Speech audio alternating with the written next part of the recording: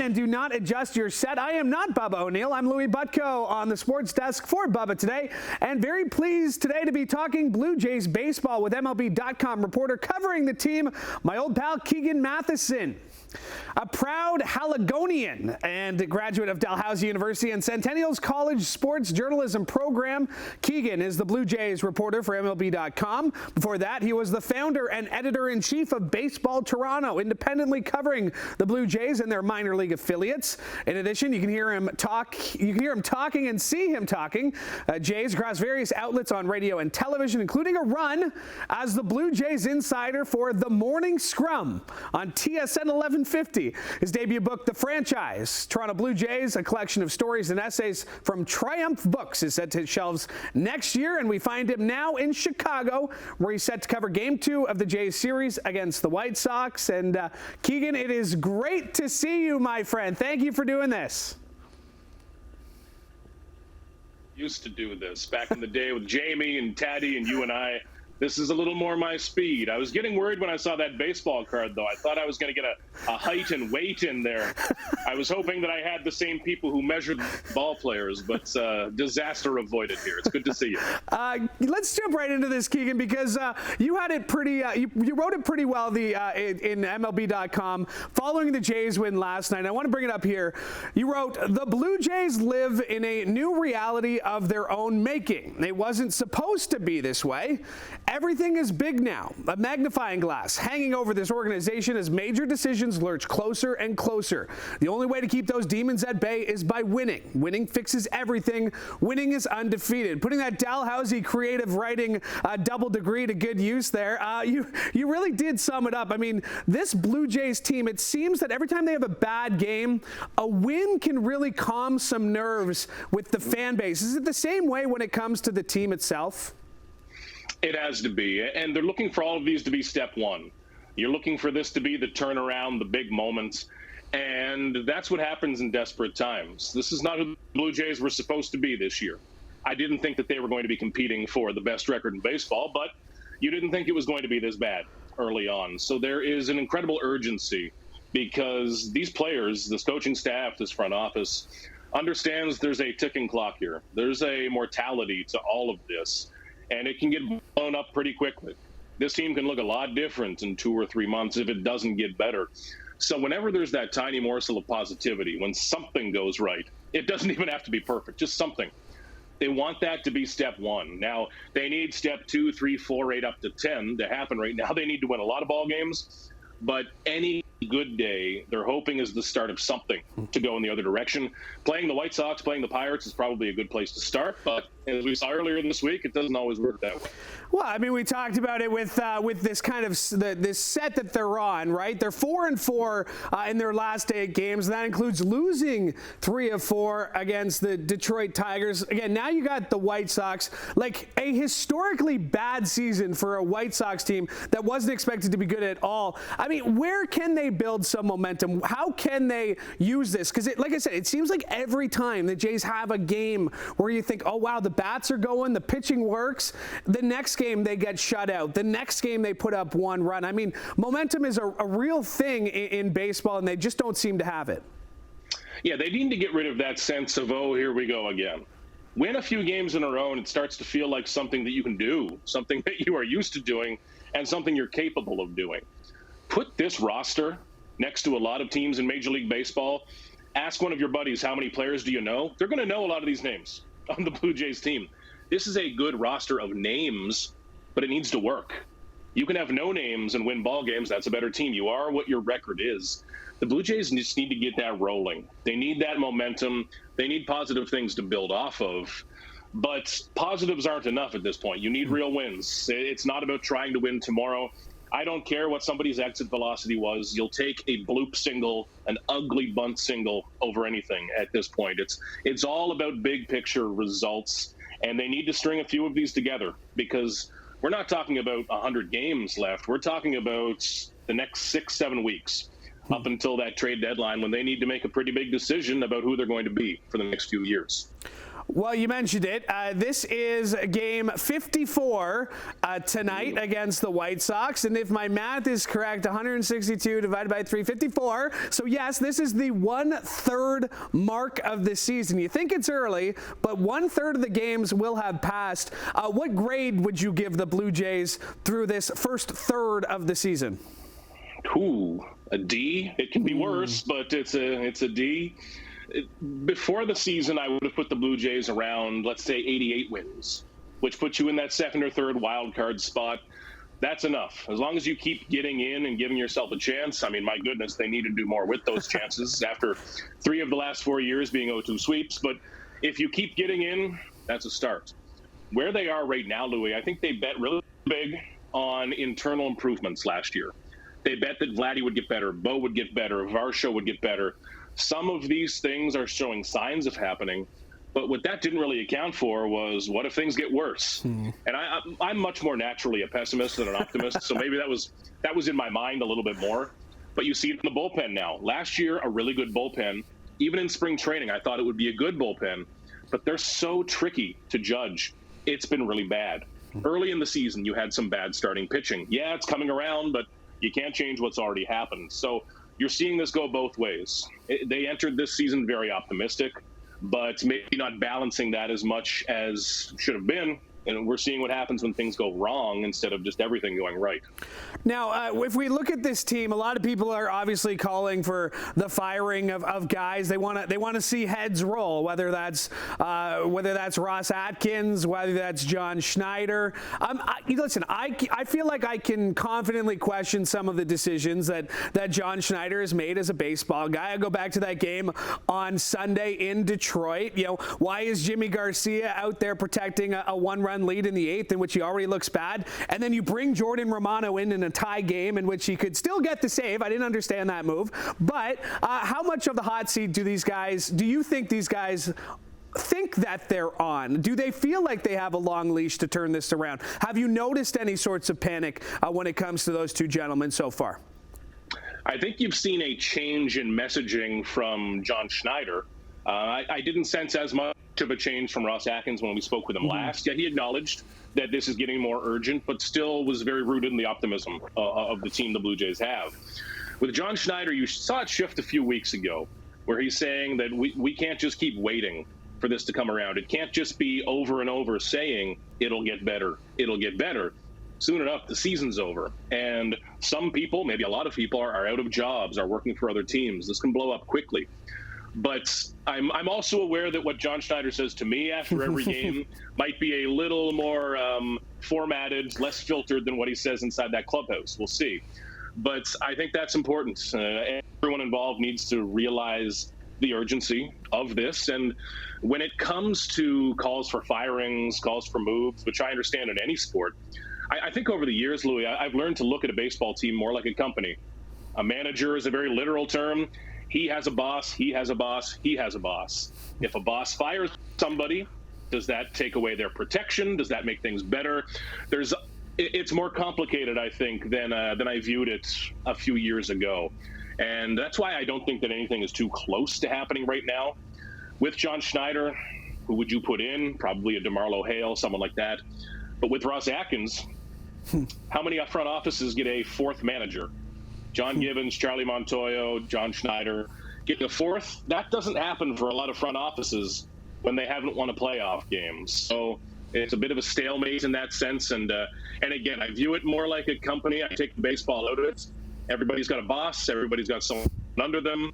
And sometimes when you remove one of those Jenga bricks, it gets a little dangerous. Yeah, well put, absolutely, and I would agree with that. I think John Schneider is it seems like he's well respected within the dugout in the clubhouse, based on what I've seen. Of course, you're obviously a lot closer. You mentioned Bo Bichette, you mentioned Vlad Guerrero, sort of underperforming in terms of what they've been able to do this season. Obviously, Guerrero a few years ago had that great season. Now it's not so much. I mean, I would hate to think about this, but is there a chance that we've hit peak Vladimir Guerrero Jr. At this point in his career? I mean, I hate to even bring up that idea, but we've seen a regression year after year from that big season a few years back. I mean, how can he figure this out? It looks like he's a different type of player now, even. That power doesn't seem like it's there in terms of home runs. Yeah, the exit velocities, he's hitting baseball through gloves. That's great. It's turning into numbers lately, but it seems like he's going to be more of a hitter than a power hitter right now at this stage of his career. If he can do that, hitting 300 and flirting with a 380, 390 on base percentage, okay, you still have a fantastic player. It's just a different type of guy than you had a few years ago. We'll see on Vladdy. That talent's always going to tantalize people. He's probably going to have another one of those 45 homer seasons someday. Where is it going to come? What jersey is he going to be wearing? We'll see. But it looks like he's shifted to a different style of player. I don't know if we're going to see that power peak again. Bo Bichette's still the same type of player, but we're looking for those numbers again. Bo's season has shocked me because I'm a real big believer in Bo Bichette and still am as a player and as a person around the game. I see every day how seriously he takes it and is critical on himself. Coaches often mention sometimes his biggest critic, which can be detrimental at times. But I respect how he approaches this game very much. And I've been really surprised, frankly, by how the numbers have not come this year. Now, when he gets hot, yeah, he gets as hot as anybody. But again, it's almost June. The Blue Jays need to see a real stretch of it because no matter how many guys you add, I think the Blue Jays should have added a bit more. It's all about Bo and Vladdy. As long as these guys are here, they have to be the guys driving this. Right now, they've had their moments, but it needs to be every day. It needs to be consistent. A little better lately, but again, clock's ticking. I was just about to say, if you look at their kind of underlying numbers in May, you see a bit of a reason to be encouraged, maybe a bit of a reason to be optimistic. Speaking of optimism, you mentioned maybe you're naturally a bit more pessimistic. Give us a reason to be optimistic. Why do you believe that this team could turn it around? What is the reason that, obviously Rogers wants people in that beautifully renovated building, but sometimes options are limited in the summer. Sometimes you got better things to do. Give me a reason to be optimistic to go to the ballpark in the next few weeks, next few months there at the Rogers Center. For a lot of these guys, it shouldn't get much worse. You look at players like George Springer, Justin Turner. I know that as players age, they don't get better necessarily into your mid and late 30s. But some of these things do have to start breaking the Blue Jays' way. Vladdy has looked better. This rotation, I think tonight, and we can delete this if it goes against me, but I think Kevin Gausman's going to look really good tonight. I think he's turning that corner. You saw what Chris Bassett did yesterday. I think that starting pitching is going to be real good. Kikuchi looks great. Berrios looks fantastic, just fantastic. That's going to be there. This offense doesn't need to do much. That's where my optimism would lie if I had to stretch. This offense does not need to score 20 runs a game. They just need to get you 5 or 6 runs a little more often. There's too many of those low-scoring games. And the wild card being what it is right now, if this was 15 years ago, Louie, the season's over already. It's long been over. But with 3 wild card spots now, that helps. There's a little more room for teams to make those late runs. We've seen teams in that 86, 87 win range get there. Still an incredible uphill climb, but like you mentioned, they need to grab people quick because there's a lot of stuff to do in downtown Toronto. I'm not exactly Toronto tourism here, but there's a few things to do. I can look out my window there and see different options. So they need to keep that grip on fans and just keep that excitement, that hope alive. Nova Scotia tourism would be a completely different story, though, if I got you on the record there. Listen, Keegan, you and I have obviously gone back a number of years now. I appreciated you. You self-financed this Toronto baseball thing you did a while ago. You were on your own dime traveling. Now it's a little bit different, but you're still on that grind of 162 games. And if anyone can put that into perspective in terms of what it's like to be on that schedule, what it does to you mentally, physically, as a reporter, you can appreciate what it does as a player. What is that grind like? A different city. You were Sunday and they fly in. You got a Monday afternoon game. Obviously not that Detroit and Chicago are very far, but take us through the grind of 162 games and what that does mentally and physically. Yeah, I should have covered basketball maybe. Those off days look pretty attractive, but it's something that I really respect. When a player says, listen, the grind of 162, I'm feeling worn down, I appreciate that. The baseball schedule, if you were to start Major League Baseball from scratch today, you're not making 162 games in the season. That's the way it is because TV deals and contracts, that's how it works. But it is an absurd number of baseball games, and there's a lot of travel. Now, I know the team flies and stays a little bit nicer than me, but it wears me down. And all I'm doing is writing stories in a comfortable press box with snacks. What these players do, and I know baseball is miscast as these guys are just standing around, but it's so many burst movements for a pitcher, for a player that's running out in the field. You're standing still for a while, but then there's a burst. It tests the body in a very strange way, especially pitchers. We've seen that injury pandemic across the sport right now. But the travel and the lifestyle, especially for guys with families, guys who are away from young kids, which is a lot of this roster right now, it builds up on you mentally. Sometimes my shirts fit a little different on April 1st than October 1st. Life on the road can add up for baseball players across the league. And when you see guys like yesterday, Chris Bassett saying, you know what, I just woke up and I couldn't move my neck. So I changed how my body was angled so I could see home plate and made it work. That's the strange beauty of baseball, because I know how he feels. Thankfully, my laptop's right in front of me. Wouldn't impact me too much. But these guys are always dealing with something, always. Let's talk about this book of yours, the franchise, Toronto Blue Jays. Triumph Books hit shelves next year. Obviously, a creative writing degree, something I'm sure you've always wanted to do. But how did this come about, and what should we look forward to in the coming months? Yeah, I'm excited about this. This is finally at the point where I'm actually writing it, which is maybe less fun than the last few months. But it's going to be a curated history of the Blue Jays, but I don't want it to be a history book, and I don't want to bore people with how details X, Y, and Z led up to something. I care more a bit about the story of what this franchise has meant to people and what these moments meant to a lot of the players who lived them, going back through the glory years, back to the 15 and 16 runs, the 80s teams, right throughout this team's history.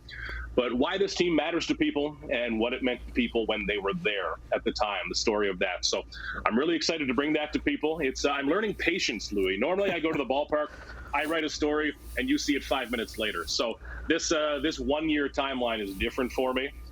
Thankfully, I have some wonderful folks who know how to tell me to calm down along the way. But really, really excited to bring this to people.